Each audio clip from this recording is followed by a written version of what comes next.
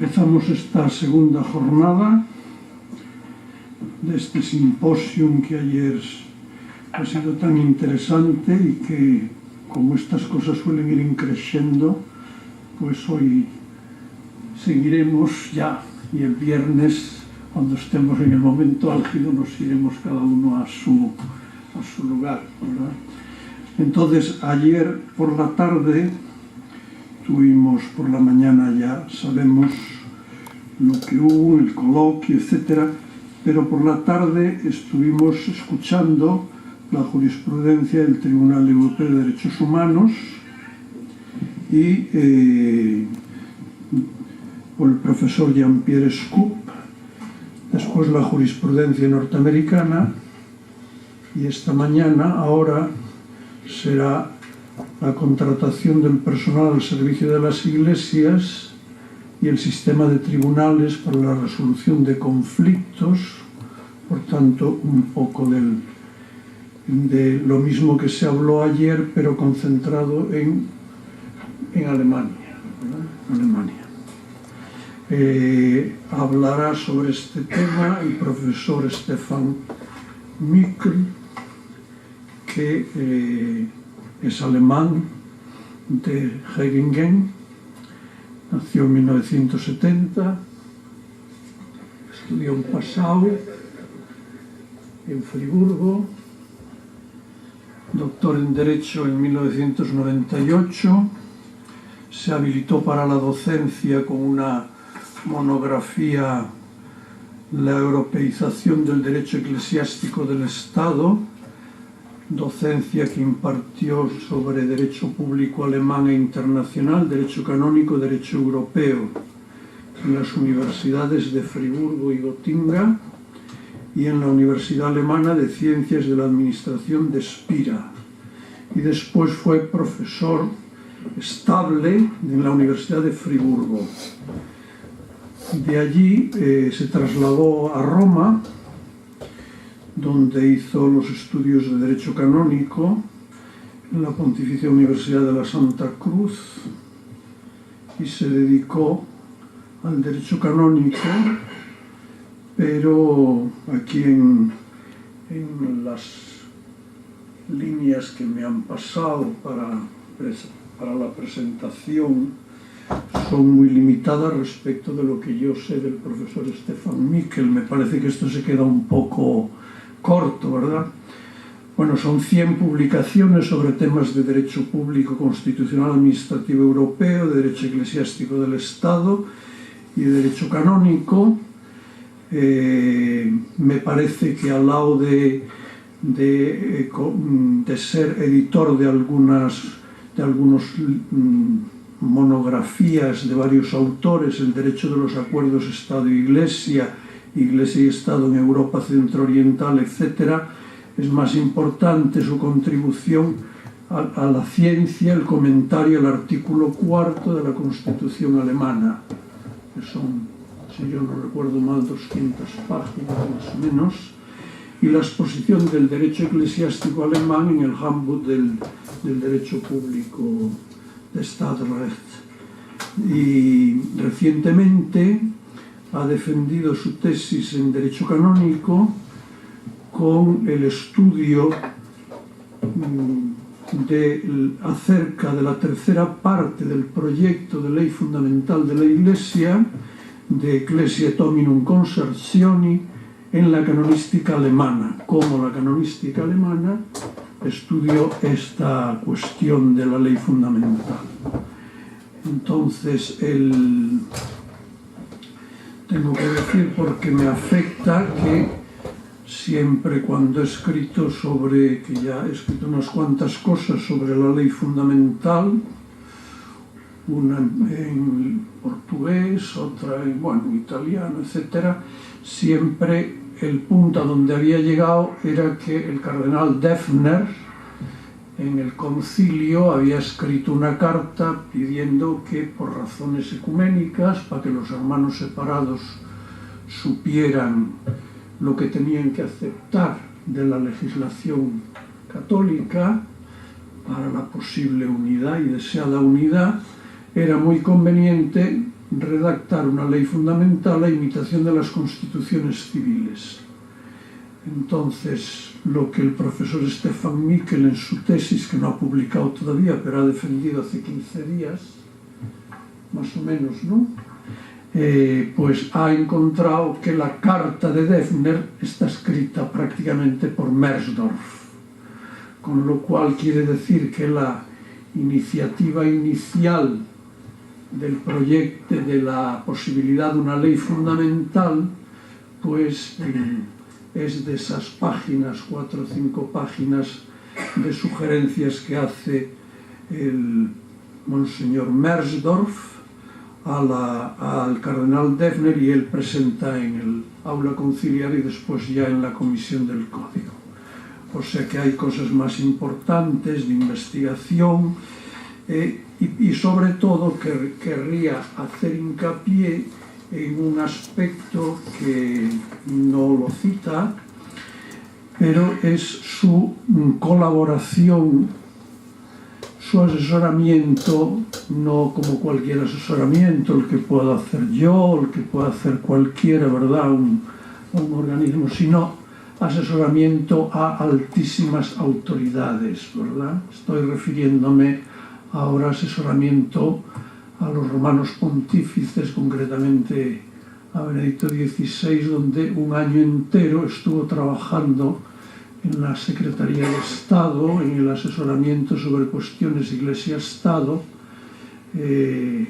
y después en Alemania, Ministerio de Educación, a la Conferencia Episcopal, sobre cuestiones relacionadas con la enseñanza, sobre todo la enseñanza católica, las escuelas católicas, y también altísimo nivel, no sé si me lo permitirá decir, asesor del Gran Duque de Luxemburgo en todas las problemáticas que tuvo sobre la ley del aborto y las limitaciones constitucionales sucesivas en las que tuvo una intervención el profesor Stefan Mikl, que fue muy apreciada por el Gran Duque. Pues nada más, le doy la palabra y le escucharemos 45 minutos. Muchísimas gracias al profesor Gómez Iglesias por su amabilidad legendaria, con la cual ya me acogió en Roma hace 10 años. Pues en Alemania, la Iglesia es un empleador de una magnitud sumamente importante. Por sí solas, tanto la Iglesia católica como la protestante conforman el segundo empleador en cuanto a dimensión, precedido únicamente por la función pública. En total, la Iglesia cuenta con alrededor de 1,5 millones de empleados. Entre todos, ellos suman casi tantos empleados como los contratados por los 8 empleadores privados más grandes del país juntos. Por ejemplo, solo la Iglesia Católica dispone ya casi de 800.000 empleados a jornada completa, de los cuales 3/4 pertenecen a la sección de la Cáritas. Basándonos únicamente en estas pocas cifras, se puede apreciar de un modo claro porque el derecho laboral eclesiástico en Alemania tiene una relevancia práctica tan importante. A continuación, se expondrán sus principales características delegadas al derecho laboral individual. Acto seguido, se indicará si y en qué medida el derecho laboral eclesiástico puede también aplicarse ante los tribunales estatales en caso de conflicto. Antes de nada, sin embargo, se debe tener en cuenta la situación constitucional de la que se parte. Por último, se planteará la cuestión de los desafíos que presenta la legislación europea ante este sistema. La Ley Fundamental de la República Federal de Alemania garantiza a la Iglesia y a su misión amplias libertades. Además de la garantía de la libertad religiosa, entendida en su conjunto, artículo 1, párrafos 1 y 2 de la Constitución, es sobre todo el derecho de autodeterminación adoptado de la Constitución de Weimar, que abre un abanico amplio de posibilidades a la Iglesia y a las comunidades religiosas. La disposición del artículo 137, párrafo 3, denominada Lex Regia en la doctrina del derecho eclesiástico estatal alemán, expone lo siguiente. Las asociaciones religiosas regularán y administrarán sus propios asuntos de manera independiente y dentro de los límites de la ley que se aplica a todos. Designarán a sus cargos sin que participen en tales designaciones el Estado o las autoridades locales. Según su redacción, las comunidades religiosas son las beneficiarias de esa normativa.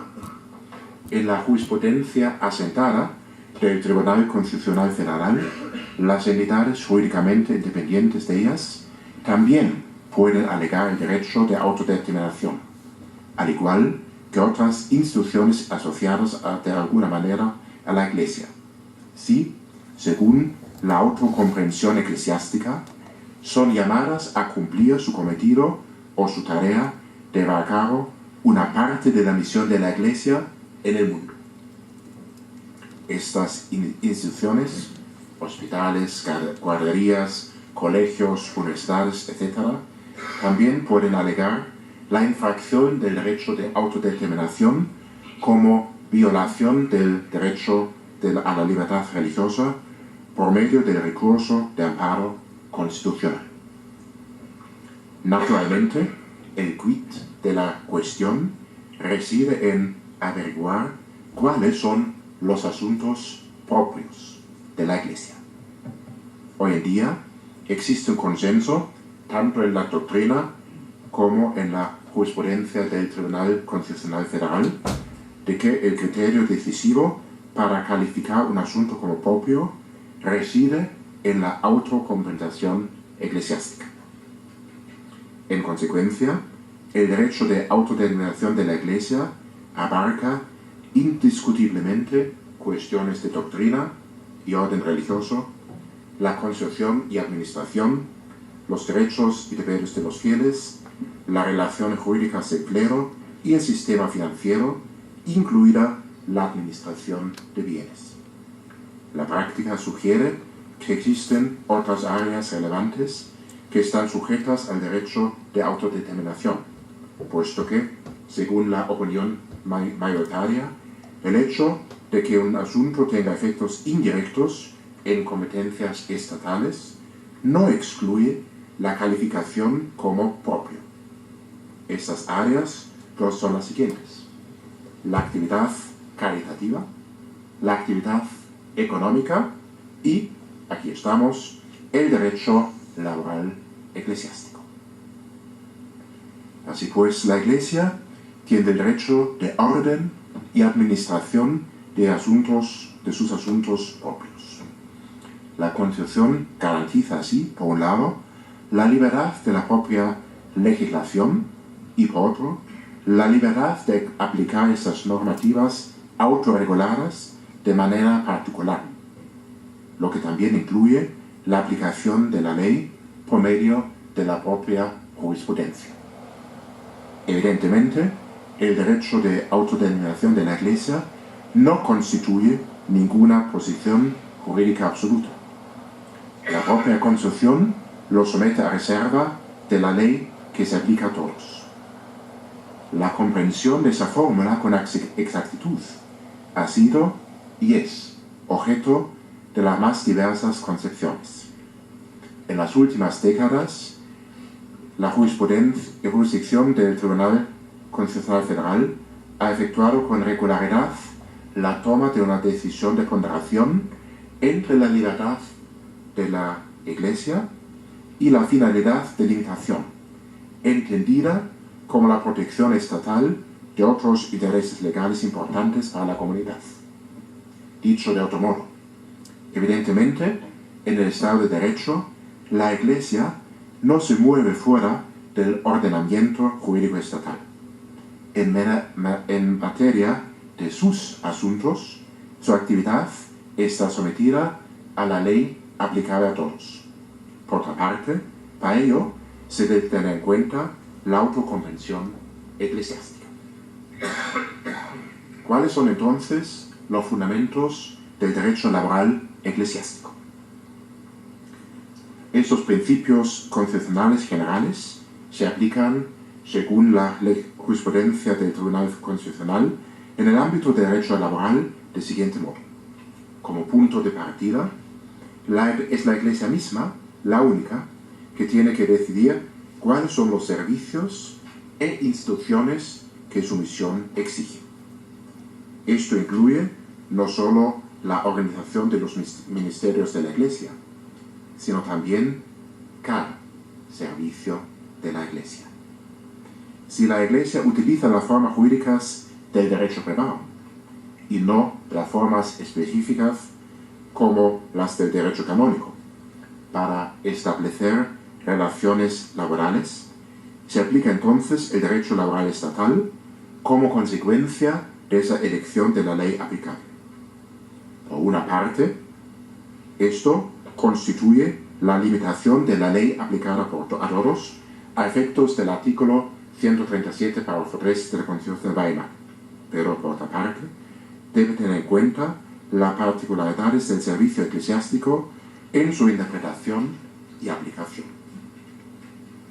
Los parámetros para ello se aclararon tras una decisión fundamental del Tribunal Constitucional en el año 1985.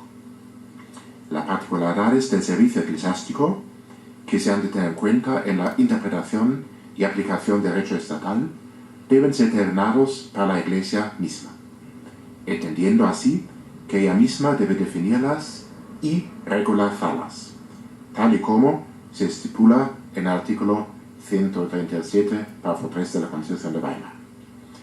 La Iglesia Católica ha llevado esto a cabo en el reglamento aplicable al servicio eclesiástico en el marco de las relaciones laborales dentro de la Iglesia.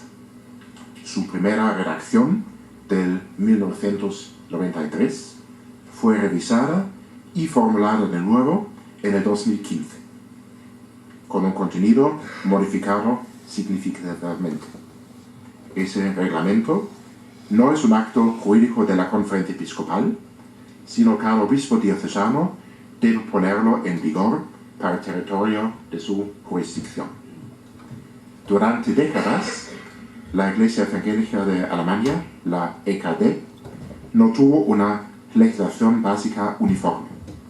El Consejo de la EKD no publicó hasta 2005 la directiva sobre los requisitos eclesiásticos para la colaboración profesional en la Iglesia protestante y su diaconía, que fue revisada en el 2016. La característica básica del derecho eclesiástico en Alemania es su caracterización de tendencias, Tendenzprägung. En derecho canónico o en derecho interno eclesiástico, eso se expresa en el modelo de la comunidad de servicio.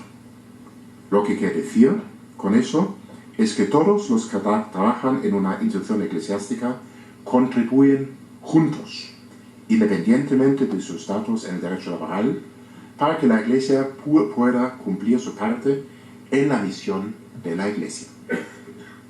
Puesto que, así lo expone la presunción básica, en principio, cada servicio eclesial fundamentado en la misión de la Iglesia no se diferencia ni por personal ni en cuanto a su contenido, en contraste con la figura de la organización de tendencia que se encuentra en diversos ordenamientos jurídicos, partidos políticos, sindicatos, asociaciones de trabajadores y ONG.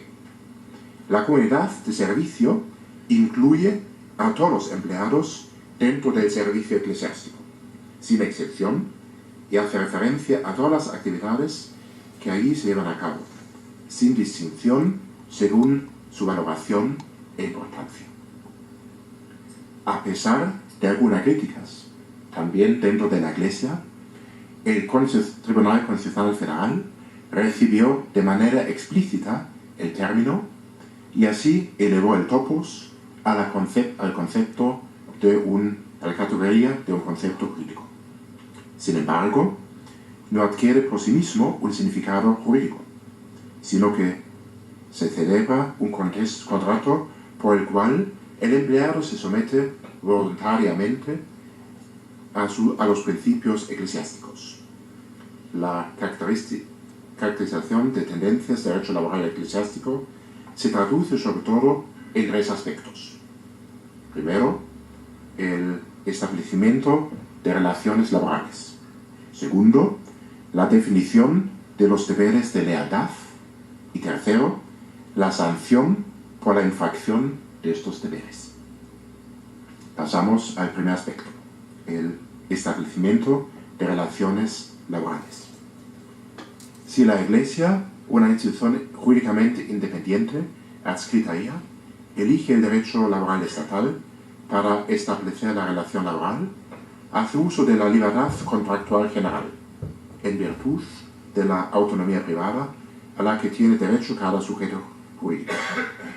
Así, en principio, se aplican las disposiciones del derecho laboral estatal, que de hecho también conciernen al derecho canónico, a menos que éstas sean modificadas por acuerdos contractuales divergentes. En ese apartado, por tanto, se encuentra la puerta de acceso para los requisitos del derecho de autodeterminación de la Iglesia, que se transforman así en el sistema jurídico del Estado por medio del contrato.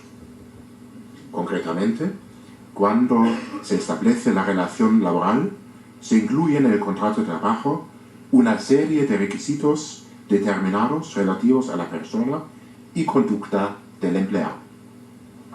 El requisito básico para la asunción de la actividad eclesiástica es que el empleado afirme el carácter particular del servicio eclesiástico. Ciertas labores eclesiásticas, preeducación y atención pastoral, están reservadas sin excepción, o al menos como norma, como en el caso de cargos de educación y de dirección, para los empleados pertenecientes a la Iglesia que corresponde. Sin embargo, el legislador eclesiástico asume que en principio los empleados también pertenecen a la Iglesia que corresponde. La Iglesia protestante también permite la pertenencia a otra iglesia para realizar ciertas actividades. Por otra parte, la contratación de personas no bautizadas solo puede llevarse a cabo bajo determinadas condiciones. No se puede privar de la realización de ninguna labor en el servicio eclesiástico a aquellas personas que hayan abandonado la Iglesia o que actúen en manera hostil a la Iglesia. Si estos aspectos se refieren a los requisitos para la persona misma del personal, los cuales deben estar ya definidos en el momento en que se establezca la relación laboral, el carácter propio, particular del servicio eclesiástico requeriría que el empleado se comporte de una manera determinada en lo sucesivo. El empleador eclesiástico trata de garantizar esto a través del concepto de los deberes de lealtad, que, para adquirir el carácter vinculante, deben ser designados antes de la celebración del contrato de trabajo. El empleador debe asegurarse de que los postulantes estén en condiciones de cumplir ese deber. ¿Cuáles ahora son los deberes de lealtad? En principio, desde hace un cierto tiempo, no ha sido material de discusión en la jurisprudencia y en la doctrina que la Iglesia pueda imponer deberes particulares a sus empleados, que impliquen llevar un estilo de vida eclesial. Bien es verdad que no se trata de obligaciones secundarias estrictas, en el sentido de que el empleador pueda exigir que se cumplan, pero su incumplimiento puede causar perjuicios legales para los empleados. Sin embargo, el Tribunal Federal de Trabajo había intentado obstinadamente graduar los deberes de lealtad de forma progresiva en función de la proximidad del empleado a labores eclesiásticas específicas. El Tribunal Constitucional Federal mostró su desaprobación a este intento en su resolución histórica ya citada de 1985, que a continuación fue comprobada por el Tribunal de Estrasburgo, la causa Rondelfanger de que escuchamos ayer. Por lo tanto, es la propia Iglesia la que debe determinar qué condiciones requiere su credibilidad como Iglesia y como anunciadora de la palabra, así como lo que ella considera una labor eclesiástica específica, cuáles son los principios esenciales de su doctrina de fe y moral y en qué conductas se puede observar una infracción si procede grave de estos deberes. Del mismo modo, la graduación progresiva de los deberes de lealtad entre ciertos grupos de empleados está sujeta al derecho de autodeterminación de la Iglesia. Los principios básicos del ordenamiento jurídico, como la interdicción de la arbitrariedad, las buenas costumbres y el orden público, son solo un límite extremo de la observancia de los estándares eclesiásticos en el derecho estatal. De conformidad con estos requisitos del Tribunal Constitucional, las iglesias han promulgado disposiciones jurídicas internas al respecto. La EKD, los protestantes, lo ha hecho expresado en términos más bien generales, que en un primer momento imponen los mismos requisitos a todos los empleados, conducta leal hacia la Iglesia protestante y una conducta dentro y fuera del ministerio, de manera que no perjudique la credibilidad de esta. Además, se hace una distinción entre empleados cristianos y no cristianos. Los primeros deben promover el carácter evangélico de la institución. Los segundos deben respetarla. Las normativas para la Iglesia Católica están mucho más diferenciadas y contienen requisitos que se gradúan de tres maneras. De los empleados católicos se espera que reconozcan y respeten los principios de la doctrina católica en materia de fe y buenas costumbres. Además, la Iglesia espera también de determinados grupos de empleados que den testimonio de vida personal en el espíritu de los principios fundamentales nombrados, concretamente de aquellos empleados que trabajan en el servicio pastoral, catequético y educativo, así como los que trabajan en virtud de una misión canónica y el personal directivo. Los empleados cristianos, no católicos, deben respetar las verdades y valores del Evangelio y contribuir a su vivencia en la institución. Y, en tercer grado, los empleados no cristianos deben estar preparados a cualquier caso para llevar a cabo las labores que les han sido confiadas en el espíritu de la Iglesia. Ex negativo, todos los empleados deberán abstenerse de toda conducta hostil a la Iglesia y, tanto en su vida personal como laboral, portarse de manera que no pongan en peligro la credibilidad de la Iglesia y de la institución en la que trabajan. Esa graduación, ya de por sí compleja, se ha complicado aún más desde la modificación del reglamento en abril del 2015, con la intención declarada de poder llevar a cabo una evaluación individual más fuerte por razones pastorales. Se hace ahora una distinción entre tres aspectos en la categoría de los empleados católicos, con respecto a la exigencia de dar un testimonio personal en el espíritu de los principios de la doctrina católica en materia de fe y de buenas costumbres. El personal de servicio pastoral, catequético y aquel que trabaje en virtud de una misión canónica debe cumplir con ese requisito en todo momento y sin exención, mientras que el personal directivo y del servicio educativo debe hacerlo solo en forma habitual.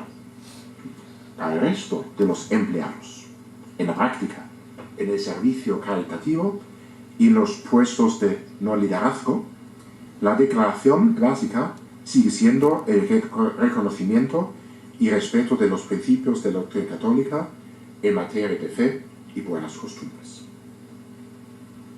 No obstante, no parece quedar del todo claro si esta nueva normativa es compatible con el derecho canónico universal en todos los aspectos. Sobre todo, se presentan dudas respecto a la baja de los estándares de personal del servicio educativo. Tanto los docentes de las escuelas católicas como los profesores universitarios deben dar, sin excepción, un testimonio personal, la probitas vitae, según las disposiciones del código, que el reglamento solo quiere exigir como norma general. Además, el hecho de que las normativas universales de la Iglesia con respecto a los empleados del servicio caritativo estén en vigor desde 2012 parece haber eludido el reglamento. Pero el punto clave del sistema del derecho laboral eclesiástico es cuando haya una infracción de los deberes de lealtad. ¿Qué pasa en este caso? El derecho laboral eclesiástico se pone a prueba en estos casos en que un empleado incumple los deberes de lealtad contractuales y el empleador eclesiástico responde ante eso con sanciones amparadas por el derecho laboral. Aunque el derecho interno alude a medidas más moderadas, entrevista personal, etc., y opta por el despido como último recurso, sigue siendo este último la más relevante en la práctica. Al igual que ocurre con la definición de los deberes de lealtad, los protestantes lo indican también aquí con una normativa escasa y general. Todo el que abandone la Iglesia o que por su conducta desprecie la Iglesia protestante y desacate gravemente su disciplina, o que de otra manera comprometa la credibilidad del servicio eclesiástico, ya no podrá ir trabajando para la Iglesia.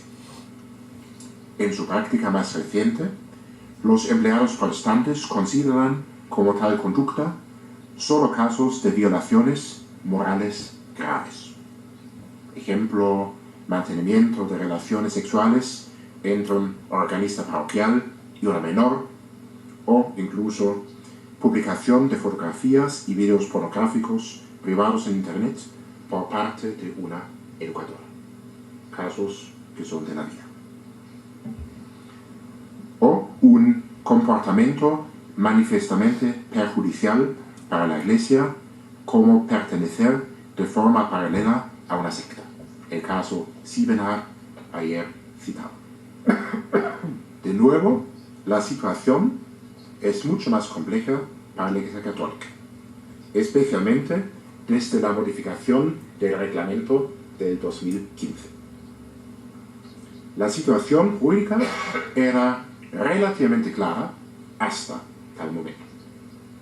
El legislador eclesiástico especificó circunstancias, a modo de ejemplo, que constituyen una violación grave de la lealtad: la salida de la Iglesia, la intervención pública contra los principios fundamentales de la doctrina de la Iglesia, las faltas morales personales graves, la celebración de un matrimonio que sea inválido según la doctrina y la disciplina de la Iglesia, y el distanciamiento manifiesto de la Iglesia a causa de delitos canónicos graves, apostasía, herejía, etc. Por lo tanto, si se diera alguna de estas circunstancias, se excluiría de forma habitual la posibilidad de continuar con el empleo, al menos que en el caso de determinados grupos de empleados implicados. No obstante, ante el reglamento viejo del 93, contuvo mecanismos para aplicar los principios caso por caso. La revisión del 2015 del reglamento se orientó en base al objetivo declarado de sancionar determinadas violaciones de los deberes de lealtad de manera más leve que entonces, motivos pastorales. Para ello, la versión vigente desde esa última revisión distingue entre todo el personal y el personal católico, estando este último sujeto a una mayor diferenciación. En particular, para todos los empleados se consideran infracciones graves de los deberes de lealtad, la intervención pública contra los principios fundamentales de la Iglesia, determinados delitos canónicos y la propagación de creencias religiosas o ideológicas que contradigan las creencias de la doctrina católica durante el horario laboral. En el caso de faltas morales graves, esto solo se aplica si es objetivamente posible a la luz de las circunstancias concretas que susciten un escándalo considerable y comprometan así la credibilidad de la Iglesia. Para los empleados católicos, en cambio, solo a la salida de la Iglesia y otras conductas que deben considerarse como un distanciamiento manifiesto de la Iglesia constituyen una grave violación de los deberes de lealtad. En el caso de la celebración de un matrimonio civil no permitido por el derecho canónico, así como la celebración de una unión civil registrada, solo se considera como tal infracción si el acto, a la luz de las circunstancias concretas, tenga idoneidad objetiva para suscitar un escándalo considerable y comprometer así la credibilidad de la Iglesia. Sin embargo, según la ficción jurídica del legislador, siempre se debe asumir que ese es el caso si se trata del personal pastoral y catequético, así como de empleados que trabajan en virtud de una misión canónica. Si existiera una infracción de los deberes de lealtad de la gravedad anteriormente mencionada, deberán examinarse las circunstancias de caso particular de forma amplia para determinar si el empleado, ya sea o no católico, puede seguir ejerciendo su labor. Por un lado, se debe otorgar un peso especial a la autocomprensión eclesiástica. Por otro lado, se debe tener en cuenta de manera adecuada los diferentes intereses y situación personal del empleado, su conciencia acerca de la infracción del deber de lealtad cometida, su interés por conservar su puesto de trabajo, su edad, la duración de su contrato y sus perspectivas de conseguir un nuevo empleo. Por otra parte, se aplicarán criterios más estrictos en caso de salida de la Iglesia y en circunstancias que incumban a empleados del servicio pastoral y catequético y a empleados que trabajan en virtud de una misión canónica. Por regla general, se descartará la posibilidad de continuar con el empleo. Sin embargo, también se mantendrá la posibilidad de hacer una excepción en ese tipo de casos, siempre y cuando existan fundamentos de peso del caso particular que conviertan el despido en improcedente. En conclusión, mediante este nuevo conjunto de instrumentos jurídicos, será casi imposible en la práctica detectar de manera eficaz la infracción de los deberes de lealtad, más allá de casos extremos. En lo que concierne a este asunto, se ha descuidado en gran medida el requisito del testimonio personal de los empleados que trabajan en las instituciones eclesiásticas. Por lo tanto, no es de extrañar que desde el 2015 apenas se conozcan casos de sanciones en materia de derecho laboral. Solo en el momento en que se establezca la relación laboral se presta atención hasta cierto punto a los que empleados potenciales cumplan los requisitos mínimos para el servicio eclesiástico. No obstante, estos pocos casos suelen atraer de forma considerable la atención de los medios de comunicación, de modo que no se puede descartar la cuestión de si que la Iglesia sigue estando realmente dispuesta y capacitada para poner en práctica sus propios principios fundamentales. Un paso más. Si de acuerdo con los estándares del derecho canónico se produjera una infracción grave de un deber de lealtad y el empleador eclesiástico notificara el despido consecuentemente, el empleado afectado podría, por otra parte, recurrir ante el Tribunal de Trabajo Estatal contra el despedido improcedente. En ese procedimiento se aplica entonces el derecho laboral estatal, que por un lado, como ley aplicable a todos, puede restringir el derecho de autodeterminación de la Iglesia, pero que, por otro lado, también debe tenerlo en cuenta.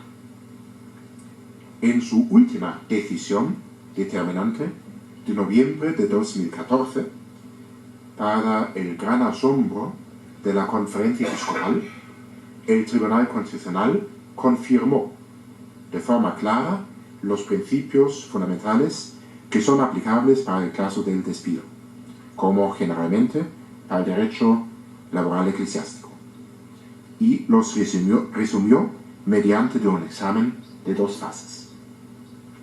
La primera fase consiste en determinar lo que exige el derecho canónico, o el derecho religioso interno.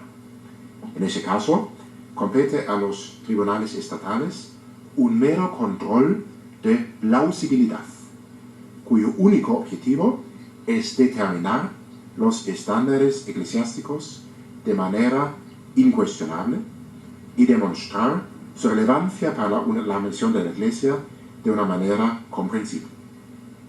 Sin embargo, lo que constituye el propio de la Iglesia debe ser decidido única y exclusivamente por la misma Iglesia, que precisa su credibilidad y su misión evangelizadora.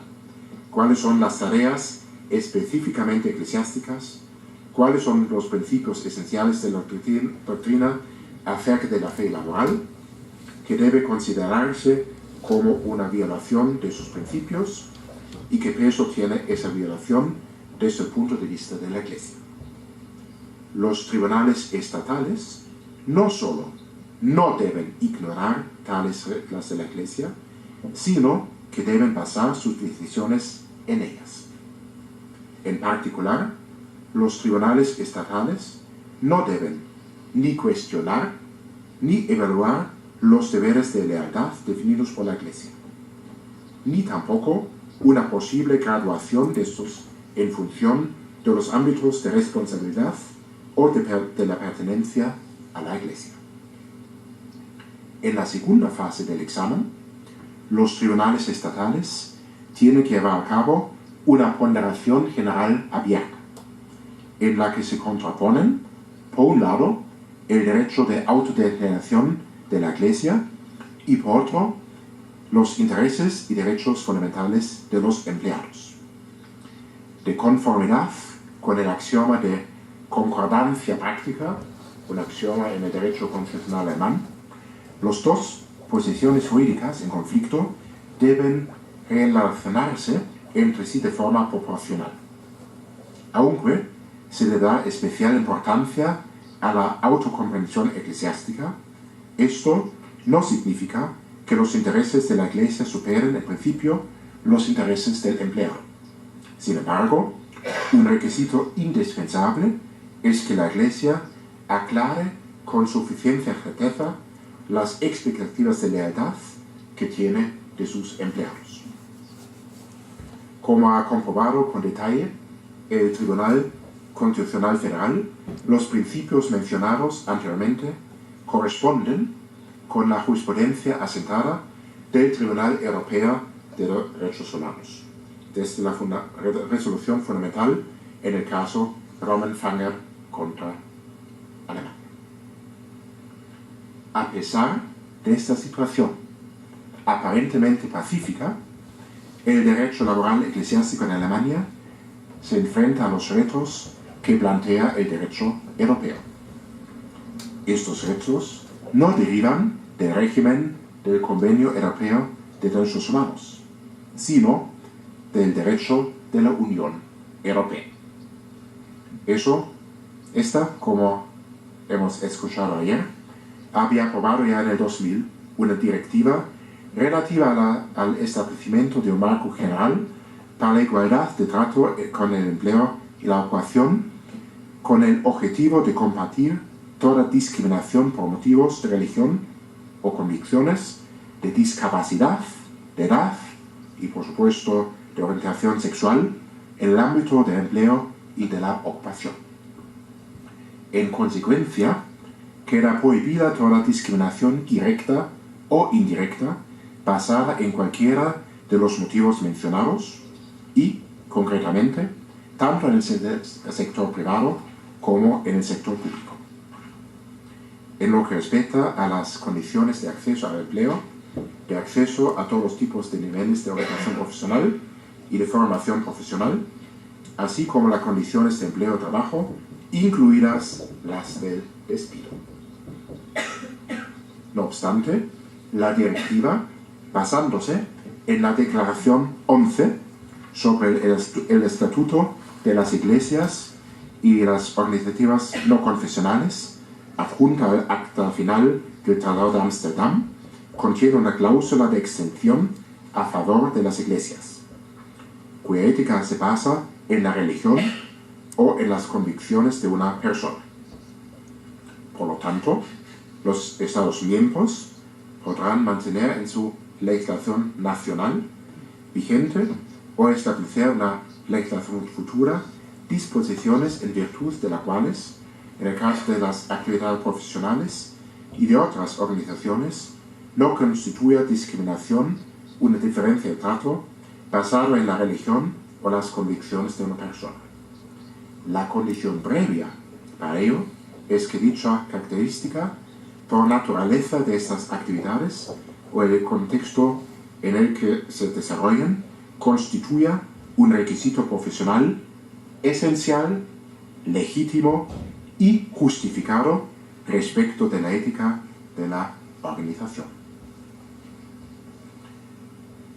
Desde la entrada en vigor de la directiva, se han escrito bibliotecas enteras sobre la interpretación de esta cláusula de exención y sus consecuencias para el derecho laboral eclesiástico. Sin embargo, lo que vale la cláusula solo se ha puesto de manifiesto a lo largo de este año. Las dos sentencias ayer ya mencionadas, del 17 de abril y del 11 de septiembre del 2018. El Tribunal de Justicia aprovechó la primera ocasión que se le presentó para detallar su interpretación de la disposición del artículo 4, párrafo 2 de la directiva, esa cláusula de exención.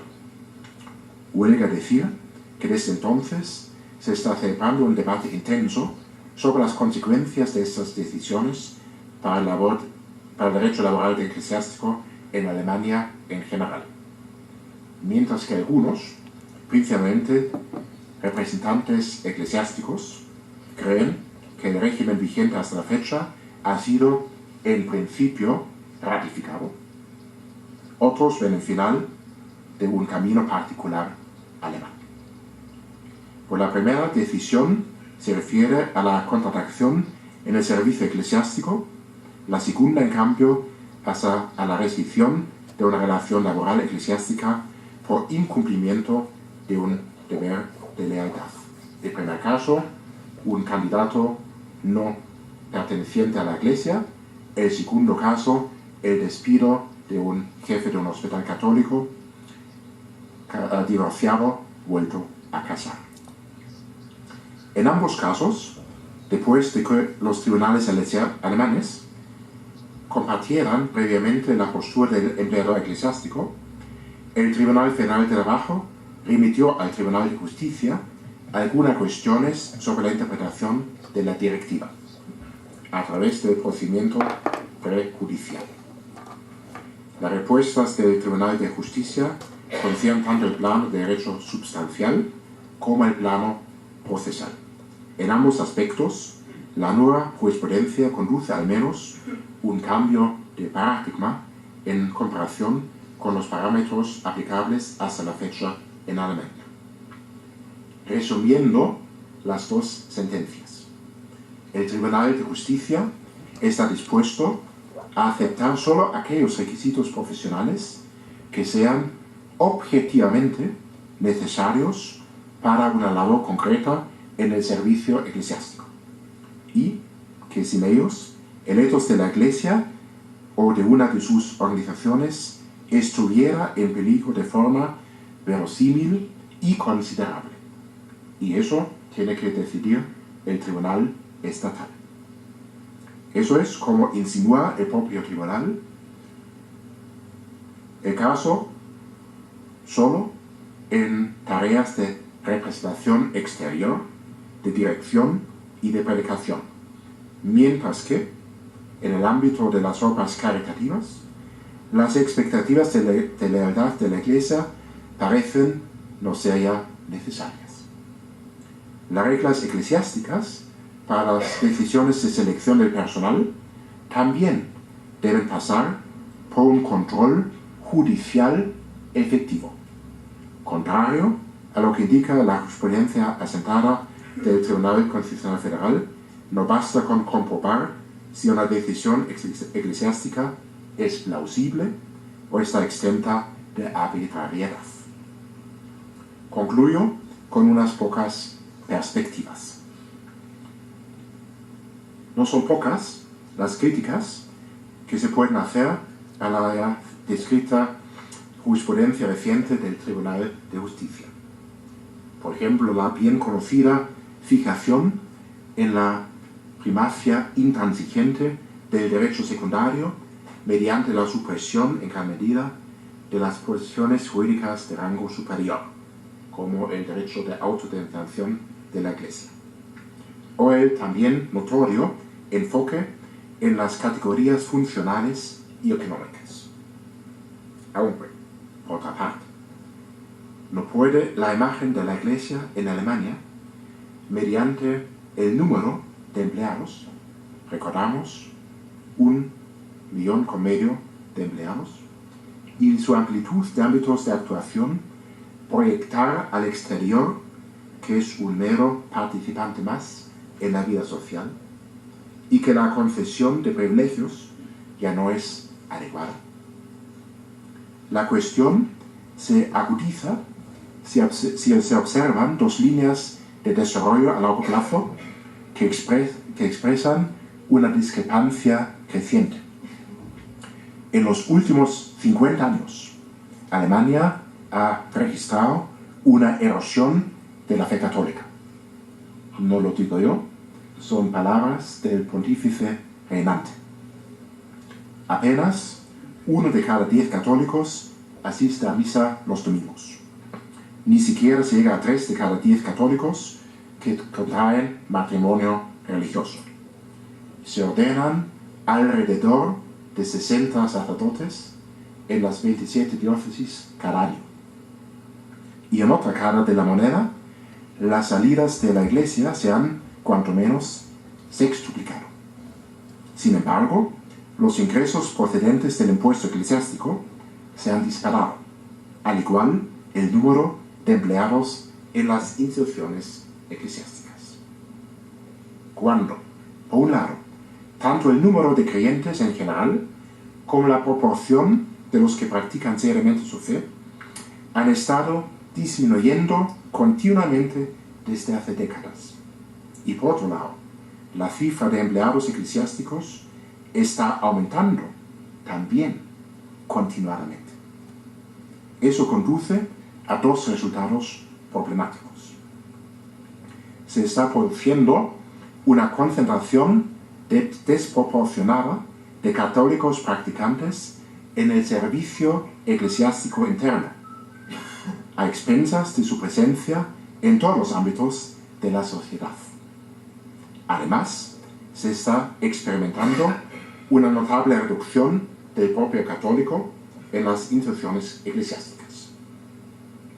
Posiblemente, la jurisprudencia reciente del Tribunal de Justicia está poniendo en marcha procesos en la propia Iglesia que tratan cuestiones poco reflexionadas hasta el momento.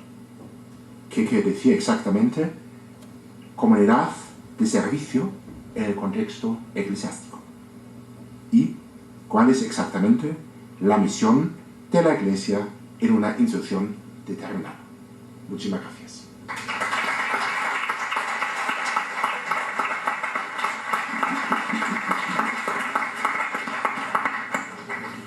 Muchas gracias al profesor Stefan Miquel por su relación, como siempre, detallada y precisa, que plantea problemas no pequeños en su parte final. Tendremos ocasión después en el coloquio de profundizar o de preguntar al profesor Stefan Miquel otras cuestiones o aclaraciones. Pasamos a la siguiente relación, el régimen jurídico de los empleados de la Iglesia en España, que estará a cargo del profesor Jorge Otadui, que es uno de los organizadores del Congreso. No necesita presentación, pero bueno, algo hay que decir por corrección, ¿verdad? Pues es profesor ordinario de nuestra universidad, de nuestra facultad, director del Instituto de Investigación Martín de Azpilicueta, director de la revista Ius Canonicum, vicedecano de la facultad, etc. Lleva mucho tiempo, son sus publicaciones 9 libros, 23 artículos de revista, 70 capítulos de libros, en otras publicaciones, hay aportaciones a congresos 40, etcétera. No voy a detallar, ¿verdad? Pero sí recordar la continuidad que ha habido en su investigación y en su dedicación a la ciencia, cuando en el año 84, 30 de junio, defendía su tesis doctoral, si no recuerdo yo mal, en la Facultad de Derecho, programa de posgrado en Ciencias Jurídicas y Derecho Canónico, dirigida por el recordado maestro Amadeo de Fuenmayor, y era precisamente, con la máxima calificación, por supuesto, y tal, la extinción del contrato de trabajo por razones ideológicas en los centros docentes privados. Unos años más tarde defendía la tesis en la Facultad de Derecho Canónico, dirigida por, si no recuerdo mal, por el profesor Molano, el trabajo de eclesiásticos y religiosos en el derecho español. Y todos sus artículos y sus libros tienen que ver con toda esta problemática, que la tiene la problemática casi agotada ya, a la pobre problemática. Como se va abriendo continuamente la vida a nuevas cuestiones, pues sigue investigando con esa continuidad que le caracteriza. Pero yo quería resaltar también la actividad de asesoramiento importantísima que tiene como miembro de la Comisión Asesora Jurídica de la Conferencia Episcopal Española desde hace mucho tiempo y recientemente miembro de la comisión recién creada, digámoslo en palabras positivas, para la protección del menor. Para la protección del menor. Pues le damos la palabra sin más consideraciones. Muchas gracias, profesor Gómez Iglesias. En la actualidad, el derecho del Estado incide sobre múltiples espacios de la vida social ajenos hasta ahora a la norma jurídica. Este fenómeno afecta a la Iglesia, como no podría ser de otra manera. Esta creciente presión jurídica toma ocasión a veces del cumplimiento de obligaciones tributarias. Cualquier manifestación de capacidad económica se sujeta a la imposición fiscal y por esta vía múltiples actos de la ordinaria gestión económica de la Iglesia, adquisición de bienes o retribución de servicios, por ejemplo, tienen que analizarse ahora de acuerdo con ciertas categorías del derecho tributario. Otras veces la razón que atrae a la órbita jurídica estatal las actividades eclesiales es el cumplimiento de obligaciones de previsión social, toda vez que el derecho del Estado no permite la existencia de colectivos de trabajadores carentes de protección. Además, las entidades de la Iglesia deben hacer frente a la prevención de riesgos de las personas que desarrollan actividades a su servicio y adoptar ciertas medidas de aseguramiento. En la prevención de delitos se aprecia asimismo una creciente intervención del Estado, que obliga a la Iglesia a adaptar sus modelos de gestión económica a los estándares vigentes en la sociedad civil. La lucha contra el blanqueo de capitales, por ejemplo, hace necesaria la observancia de precisas medidas de contabilidad y de publicidad. La tutela del derecho a la intimidad y a la protección de los datos personales, por mencionar otro ámbito en el que se proyecta con intensidad creciente la vis tuitiva del legislador secular, impulsa a revisar en la Iglesia conductas, modos de proceder y normas canónicas quizá insuficientes u obsoletas. La Iglesia se está adaptando al nuevo aire de la sociedad, si bien mantiene todavía ciertos espacios de alegalidad o de carencia de normas. Y en el mundo de hoy, los limbos jurídicos resultan sospechosos.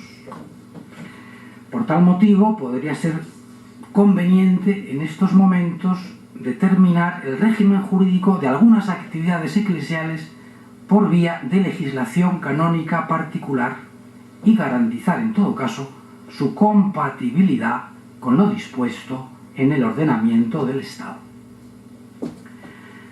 No estoy abogando por el acogimiento indiscriminado y acomplejado de la legislación secular en el seno de la Iglesia. En el derecho español hay espacio para el reconocimiento de la autonomía de la Iglesia, que justifica ciertas especialidades en su organización interna y en el régimen de su personal, lo que no impide que se revise la ordenación canónica si procede, de manera que resulte homologable al ordenamiento civil, principalmente en cuanto a la tutela de los derechos de las personas. La penetración del derecho del Estado en la vida de la Iglesia incide sobre las relaciones que establece con el personal a su servicio, en torno a las cuales surgen variadas obligaciones civiles de tipo fiscal, laboral o de seguridad social. Nada hay en el ordenamiento canónico contrario en principio a la acogida de las normas civiles. Más aún, en lo tocante a los empleados de la Iglesia, el Código ordena taxativamente la observancia cuidadosa de las leyes civiles en materia laboral y social. Y advierte que se deben pagar salarios justos y honestos a las personas contratadas, de manera que puedan satisfacer convenientemente las propias necesidades y las de los suyos. Canon 1286. La aplicación de estos principios, sin embargo, no es sencilla, porque la realidad social, fruto del servicio que prestan los fieles en el ámbito eclesial, es multiforme y variada. Resulta difícil de entrada dilucidar quiénes son los empleados de la Iglesia. Empleados de la Iglesia. A quien se refiere, por cierto, el título de mi ponencia. Y cuestión cuyo régimen jurídico tendría yo que ser capaz de clarificar en los próximos minutos. Diré para comenzar que a los efectos de este estudio son Iglesia, las parroquias y las diócesis, en las que se concentra la mayor parte del personal al que voy a referirme en adelante. Cuando hablo de parroquias me refiero también a unidades pastorales, sectores, zonas en las que puede organizarse la diócesis, en las que pueden concentrarse ciertas responsabilidades de gestión. A veces los términos pueden variar según los lugares. Por tanto, parroquias y diócesis. Pero también hay que aludir a la Conferencia Episcopal y a las múltiples entidades que en otro nivel institucional configuran la realidad eclesial, como las asociaciones de fieles públicas y privadas, las fundaciones canónicas, los institutos de vida consagrada y sus entidades anejas, las escuelas y universidades católicas, las instituciones y organismos al servicio de la caridad, las ONGs para el desarrollo y muchas otras. En el entorno de estas organizaciones circula un conjunto amplísimo de colaboradores, con un grado diverso de vinculación y de compromiso. Entre los prestadores de servicios eclesiales se pueden señalar, sin ánimo de ser exhaustivo y teniendo en cuenta la conocida creatividad del lenguaje de Iglesia, a catequistas, monitores, animadores de la acción pastoral, voluntarios al servicio de la caridad, miembros de consejos pastorales, colaboradores en el servicio del culto, responsables en comunidades, movimientos apostólicos y asociaciones, colaboradores en la pastoral de la salud y penitenciaria, miembros de equipos parroquiales, titulares de ministerios laicales o de oficios eclesiásticos, por señalar algunos, ¿verdad? Unas de estas modalidades de servicio. Mi pretensión es poner orden en este abigarrado, móvil y cambiante universo, fruto, al menos en parte, del soplo del Espíritu. En primer lugar, haré una clasificación de las categorías principales de los servicios y seguidamente un análisis particularizado de las que plantean un mayor interés desde el punto de vista jurídico. Pues bien, estamos en el epígrafe primero del número 1 del sumario que les han entregado, que trata sobre esto, es la primera parte de mi ponencia, la tipología general de las relaciones de servicio en la Iglesia. Tipología general. Bueno, pues hago, esa clasificación. La primera categoría, servicio de clérigos y religiosos.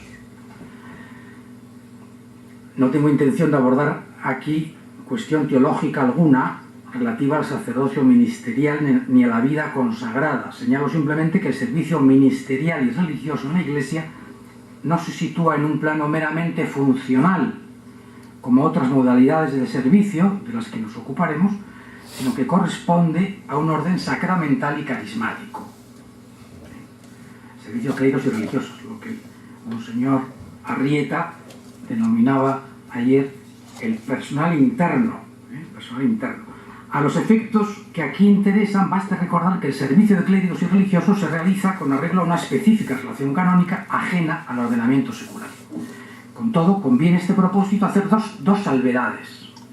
Primera, la exclusión del ordenamiento estatal debe argumentarse en términos jurídicos válidos y comprensibles en el ámbito secular. no se dé por descontada la aceptación pacífica de esta exclusión. La voracidad competencial del derecho del Estado puede pretender atraer a su área de influencia esa realidad canónica. Segunda observación.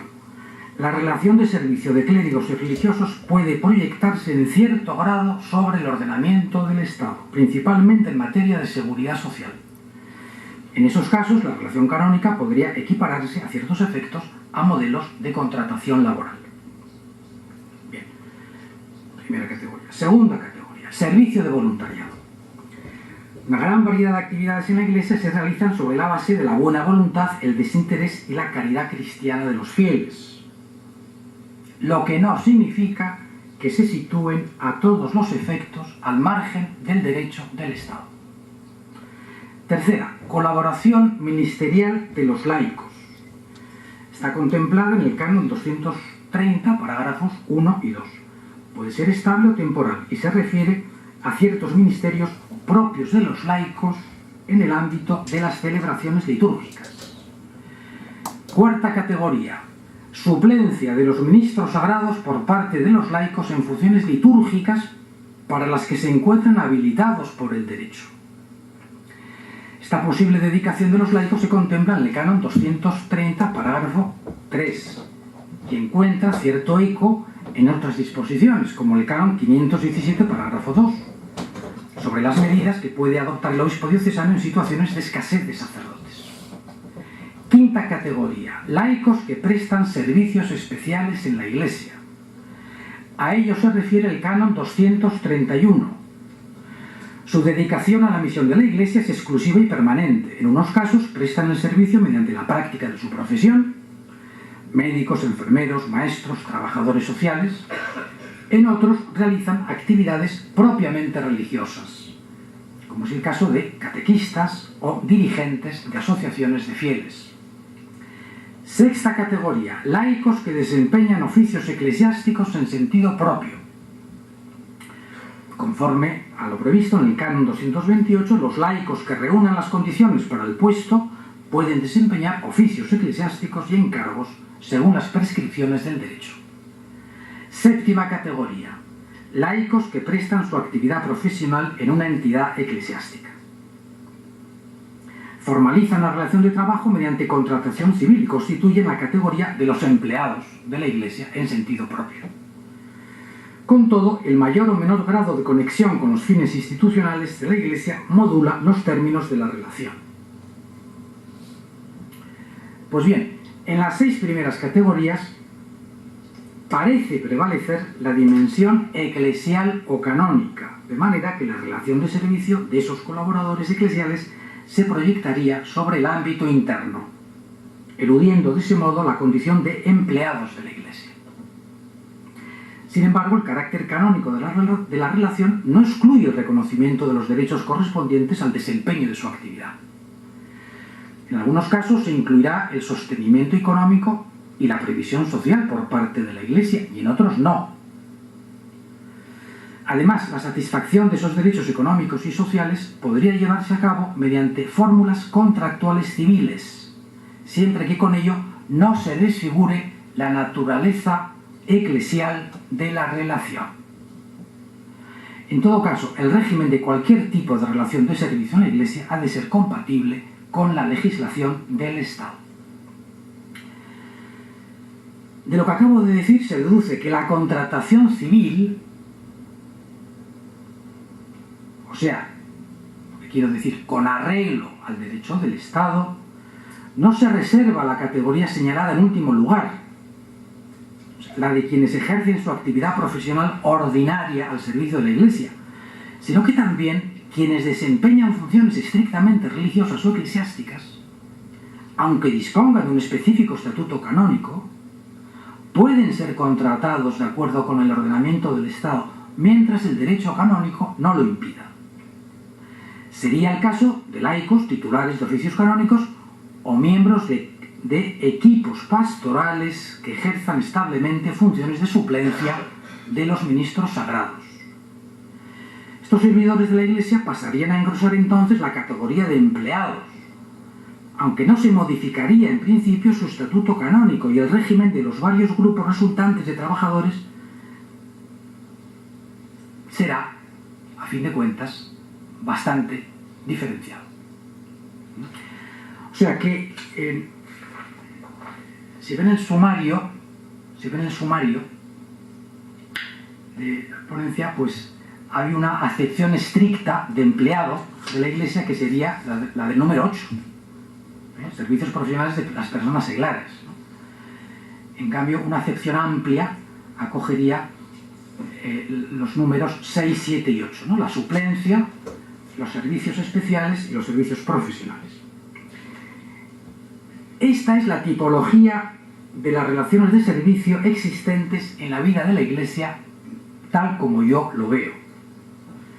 Una vez propuesta, se trata de determinar la naturaleza canónica y la dimensión civil de cada una de estas modalidades de servicio. No haría falta advertir que la materia es vastísima y que mi ponencia va a consistir en una primera aproximación a esta realidad. Diría que hoy mi objetivo es eminentemente topográfico. Levantar el plano del terreno para reconocer con la mayor exactitud posible sus particularidades. Es una tarea previa, pero imprescindible para ejecutar después correctamente las diversas actuaciones proyectadas sobre la superficie. Pues bien, tras esta presentación de la tipología general de los servicios, tendría yo que referirme a cada una de las categorías mencionadas, cosa que hago en el texto escrito, pero que no puedo hacer en la exposición oral. Por eso me voy a centrar en las cuestiones, me parece que tienen una mayor relevancia jurídica o que me parecen esenciales dentro del tema que se me ha confiado. Hay otros aspectos muy interesantes, pero que son más bien accesorios, de los que voy a prescindir en este momento. Concretamente prescindo de los números 2, 3, 4 y 5. Nada menos. Temas apasionantes, pero paso directamente al número 6, donde me parece que hay más problemática, ¿no? Número 6, la suplencia de los laicos en las funciones de los ministros sagrados. Canon 230, parágrafo 3, que resumidamente dice: en ausencia de ministros sagrados, los laicos pueden suplirles en algunas de sus funciones, como ejercitar el ministerio de la palabra, presidir las oraciones litúrgicas, administrar el bautismo y dar la Sagrada Comunión. No es una praxis excepcional, sino bastante extendida en las zonas más afectadas por la escasez de sacerdotes. El Canon 517, parágrafo 2, contempla la participación en la cura pastoral de personas que no tienen el carácter sacerdotal y que trabajan bajo la dirección de un sacerdote en equipos ministeriales, como suelen denominarse. La actividad de estos laicos es de carácter pastoral: predicar, administrar sacramentos, aunque no sean pastores. El Código no hace mención en este caso al aspecto retributivo, como sí sucede en supuestos análogos. Por ejemplo, en el 230, parágrafo 1, ministerio estable de lector y acólito, expresamente se dice que no tienen derecho a la remuneración. En cambio, en el 231.2, los servicios especiales, expresamente se dice que deben ser remunerados. Aquí hay silencio.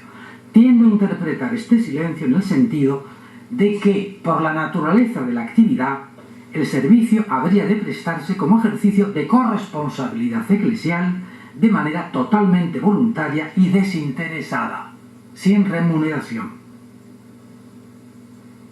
con resarcimiento de gastos ocasionados por el servicio, en todo caso.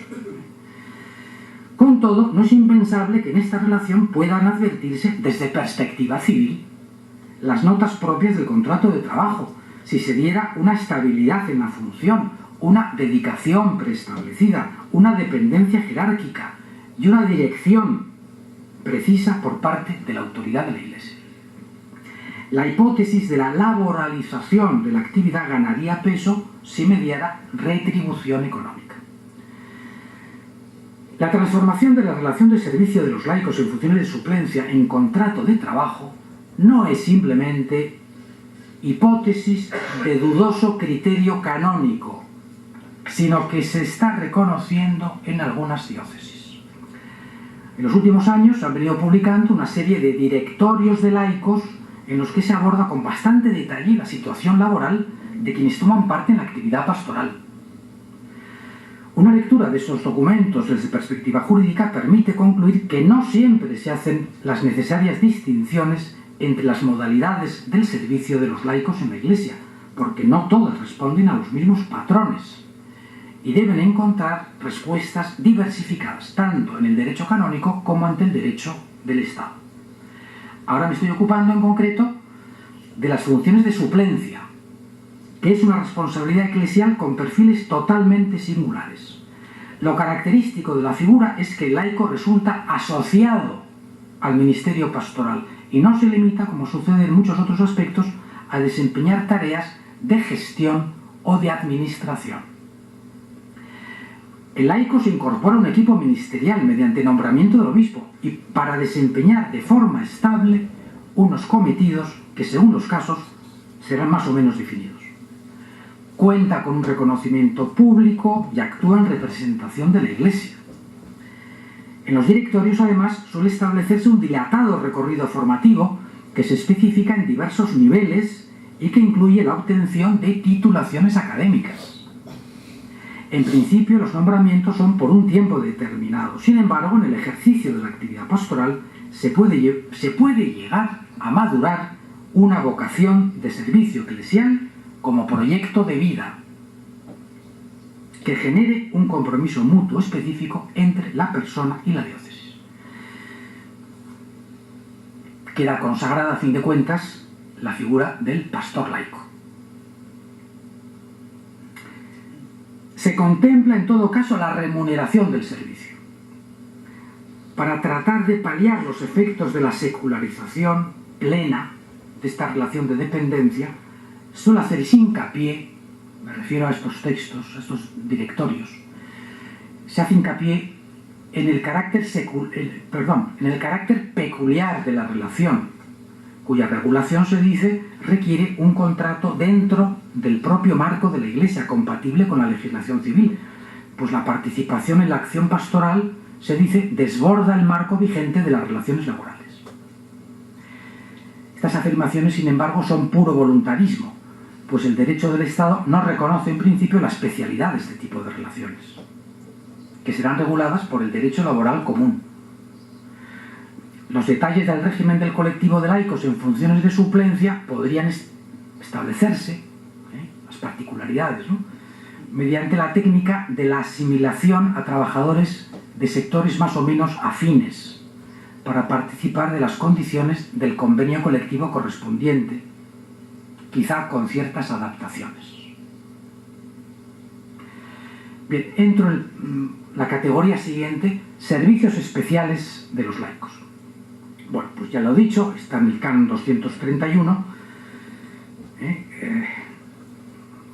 reconoce una retribución, reconoce el derecho a una formación conveniente, así como a una retribución que responda a su condición y con la cual puedan proveer decentemente a sus propias necesidades y a las de su familia, de acuerdo también con las prescripciones del derecho civil. Y tienen también derecho a que se provea debidamente a su previsión y seguridad social y a la llamada asistencia sanitaria. La categoría de servicios especiales contempla principalmente el trabajo de los laicos que ejercen su profesión al servicio de actividades apostólicas de la Iglesia, así como la tarea de catequesis y de formación cristiana, ante todo en territorios de misión, al menos en los textos del Vaticano II, ¿verdad?, que son fundamento del canon, se alude particularmente a este aspecto, ¿no?, territorios de misión. Bueno, Los servicios especiales se especifican por los siguientes elementos. Primero, la plena dedicación, permanente o temporal. No resulta compatible con el ejercicio de otras actividades que permitan el sostenimiento económico, personal y familiar. Segundo, vinculación con la finalidad de la Iglesia. La actividad ha de presentar una vinculación directa con la finalidad específica de la Iglesia. Tercero, motivación religiosa. En unos casos, la prestación del servicio responderá a las exigencias comunes de la vocación cristiana, mientras que en otros podría ser consecuencia de alguna forma de vocación específica o de consagración personal. Requiere un comentario particular la referencia del Canon 231 a la observancia de las prescripciones del derecho civil en materia retributiva y de previsión social de estos servidores especiales de la Iglesia.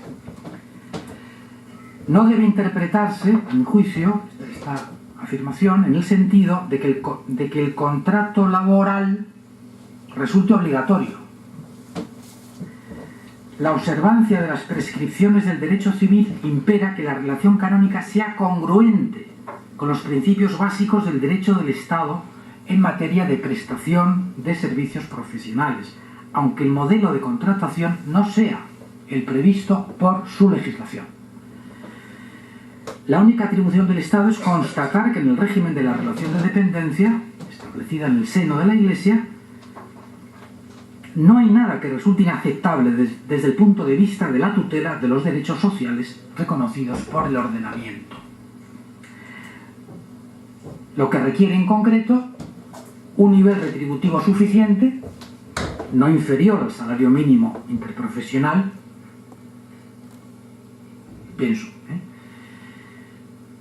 nivel retributivo para mantenerse uno mismo y sostener a la familia, así como una adecuada previsión social para hacer frente a las incidencias de enfermedad, invalidez y vejez. Dicho lo anterior, nada impide que la relación canónica del personal prestador de servicios especiales se formalice con arreglo a las figuras contractuales previstas en el ordenamiento del Estado. Corresponde a la autoridad eclesiástica valorar si caracterizar tales relaciones conforme a las normas del Estado entrañaría el riesgo de desnaturalizar su contenido religioso propio.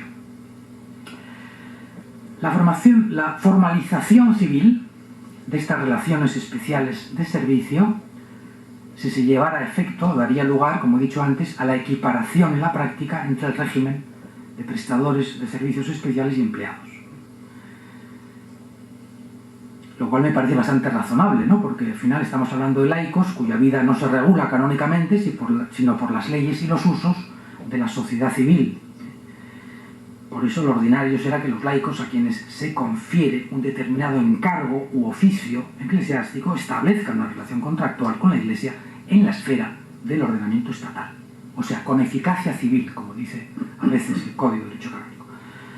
Bien. Paso a la categoría siguiente, servicios profesionales de las personas seglares. Servicios profesionales. Para clarificar el panorama sociojurídico puede ser útil distinguir dos niveles. En esta categoría, dos niveles.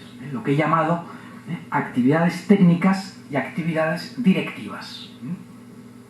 La primera es obvio, se refiere a esas tareas que no comportan ejercicio de funciones directivas ni presentan una conexión inmediata con los fines religiosos de la institución. Tareas manuales, funciones administrativas, incluyo aquí en esta categoría, en este nivel, los servidores estables del culto. Servidores estables del culto. O sea, los sacristanes, para entendernos, ¿no?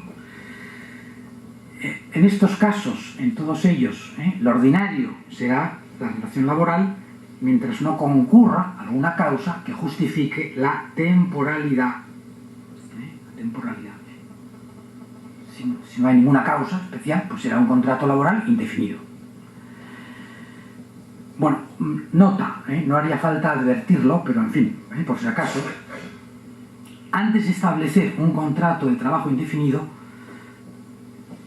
de tipo ordinario, hay que descartar la posibilidad de aplicar otros contratos que contempla el ordenamiento. Es obvio, ¿no? Como es el contrato para obra o servicio determinado, el contrato eventual, el contrato de interinidad, el contrato de trabajo en prácticas, el contrato de trabajo para la formación y el aprendizaje, el contrato a tiempo parcial, el contrato fijo discontinuo, el contrato de relevo, entre otros. Bien, actividades directivas. Se configuran como relaciones de confianza y suponen ya un cierto grado de participación en los fines religiosos de la institución. Las tareas directivas se ejercitan de ordinario por quienes pertenecen al rango de profesionales liberales, abogados, arquitectos, economistas. Por su integración en la entidad eclesial y la responsabilidad que asumen, hay que entender que la actividad de estos empleados se encuentra, por principio, en conexión con los fines institucionales de la Iglesia, pero en diverso grado, según prevalezca en la actividad desempeñada la vertiente profesional o la estrictamente religiosa. El primer caso sería el de quien desempeña una prestación laboral ordinaria, si bien al servicio de una entidad eclesial y en un régimen de confianza, por ejemplo, arquitectos, asesores jurídicos. Prevalece, en cambio, la índole estrictamente religiosa de la actividad en el caso de quien ejerce un oficio canónico en sentido propio, es decir, tipificado por el derecho de la Iglesia y regulado por normas canónicas.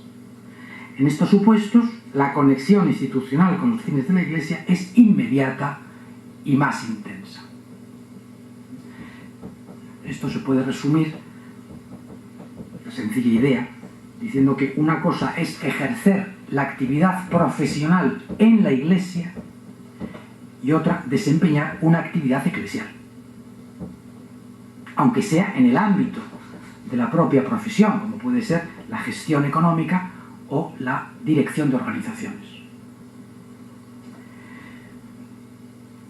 Por lo que se refiere a la categoría, esta directiva, de quienes ejercen la actividad profesional en la Iglesia, lo más probable es que la prestación responda a las notas de la relación laboral, a saber, trabajo por cuenta ajena, dentro del ámbito de organización y dirección de otra persona física o jurídica en este caso, y mediante retribución. Si a lo anterior se añade la configuración de su puesto como cargo estable integrado en el organigrama de la entidad, curia diocesana u organización parroquial, cargo ejercido de manera permanente y a tiempo completo, hay que concluir que el empleo se adapta a las características del contrato de trabajo. No se descarta que pueda convenir el contrato de arrendamiento de servicios, civil o mercantil, si en la relación se apreciaran las siguientes notas: la condición de profesional liberal del prestador, dedicación parcial al servicio de la Iglesia, contratación para servicios determinados o tareas específicas, desempeño de la actividad profesional fuera del centro de trabajo. No se olvide, sin embargo, que en el arrendamiento de servicios la dependencia del prestador se encuentra debilitada. No hay subordinación ni integración en el ámbito de organización del empresario, por lo que esta modalidad de contratación resulta claramente inadecuada para los laicos llamados a desempeñar encargos de mayor responsabilidad eclesial. También añado, como nota, en el terreno más bien de lo excepcional, que podría también encontrarse alguna situación en la que conviniera o encajara bien en la Iglesia el contrato de trabajadores autónomos dependientes. Trabajadores autónomos dependientes. Es el caso del trabajador autónomo que trabaja para un único cliente. Esta modalidad contractual contempla la actividad profesional que se presta a una persona física o jurídica, el cliente, de quien el trabajador autónomo depende económicamente, porque percibe de él al menos el 75% de sus ingresos. Bueno, es una figura relativamente nueva en el derecho español, regulada por un Real Decreto de 2009. Podría ser útil en algún caso. Vuelvo ahora a interesarme por el laico titular de un oficio canónico que desempeña una actividad de índole religiosa, entendiendo por tal aquella que guarda relación estrecha con los fines religiosos de la institución. El oficio más frecuente es el del ecónomo, si bien también podemos encontrar jueces eclesiásticos y titulares de otros oficios, instituidos por el derecho universal o particular en los tribunales o en las curias. Lo normal será que la dedicación profesional de un ecónomo, por resumir el oficio tipo a estos efectos, responda a las características del contrato de trabajo. Según el canon 494.3, su función es administrar, bajo la autoridad del obispo de la diócesis,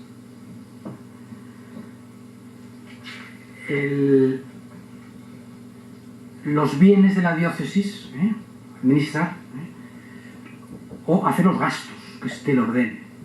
O sea que la ajenidad, así como la dependencia y la subordinación están fuera de duda.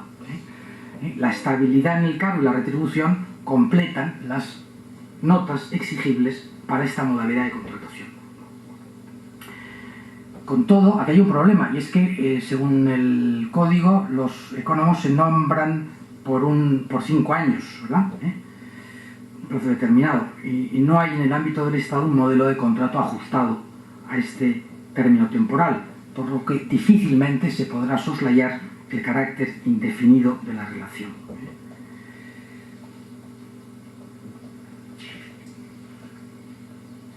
El punto más delicado, evidentemente, es el de la terminación del contrato. La terminación.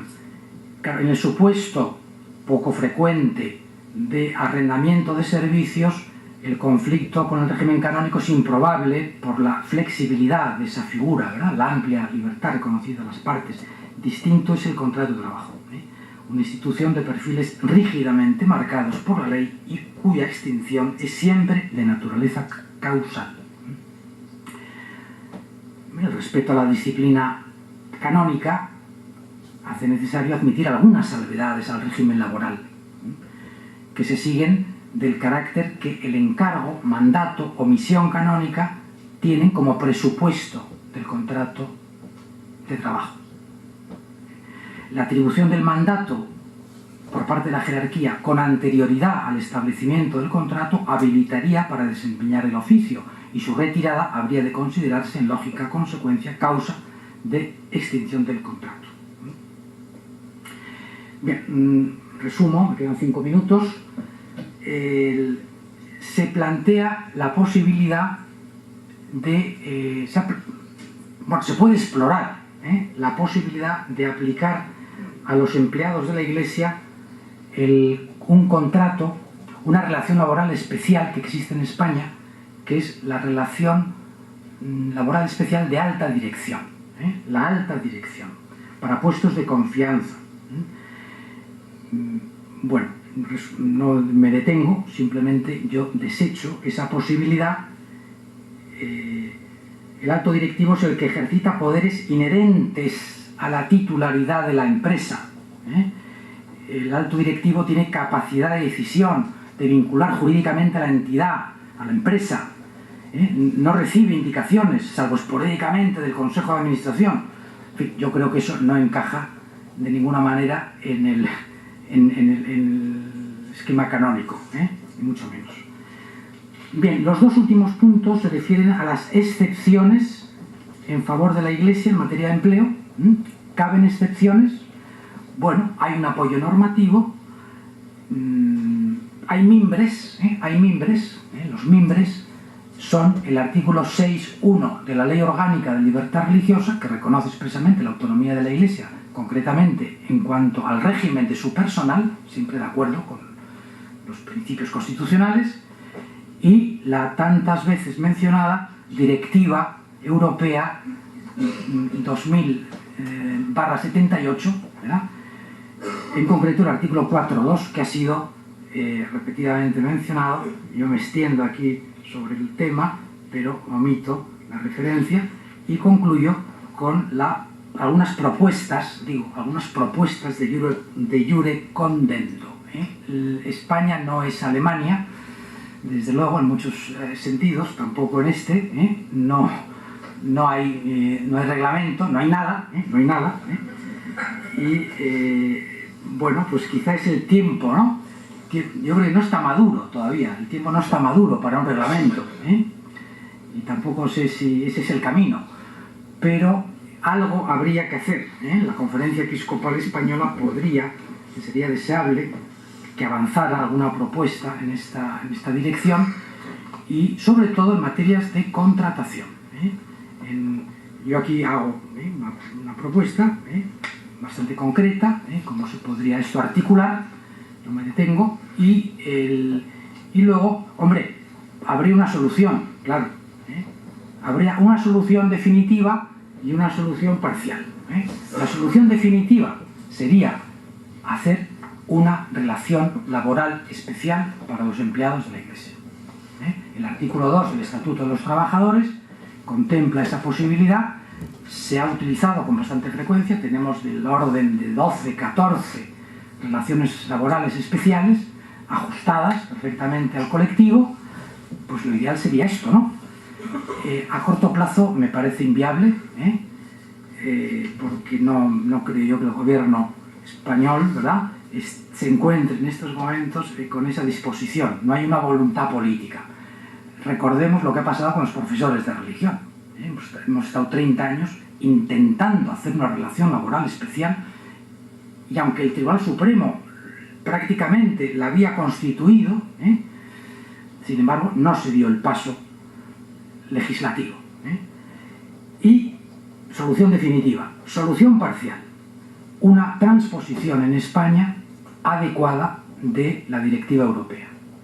Lamentablemente, la transposición que se hizo en 2003 fue muy insuficiente, porque el legislador español sencillamente omitió cualquier referencia a las iglesias y a las empresas que tengan una base ética, ¿verdad? Toda esa segunda parte de la directiva no fue transpuesta en España, lo cual me parece lamentable.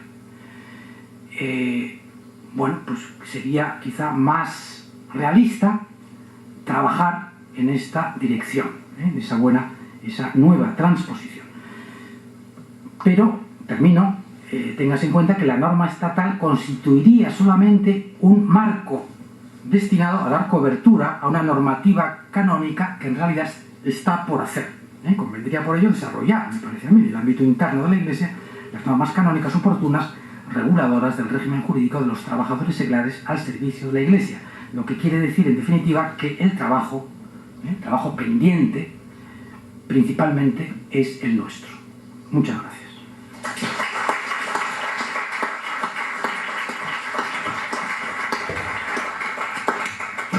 Muchas gracias, profesor.